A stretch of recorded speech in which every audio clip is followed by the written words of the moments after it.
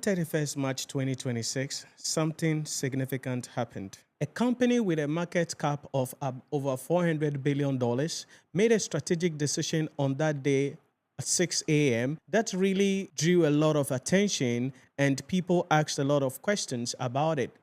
This company is Oracle, and on the 31st of March 2026, it's laid off 30,000 employees globally via their email address at 6 a.m. What does this mean?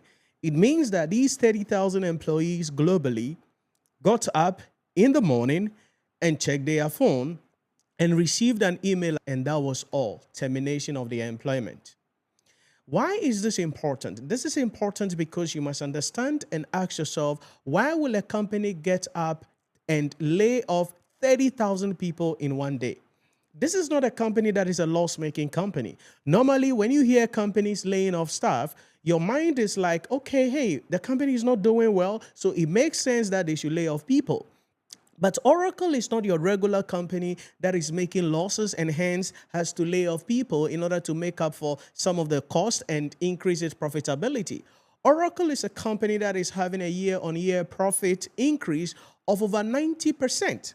And so for all intents and purposes, you would think that this is a company that will be expanding, that will be growing, that will even need more people and not to lay off 30,000 people in one day.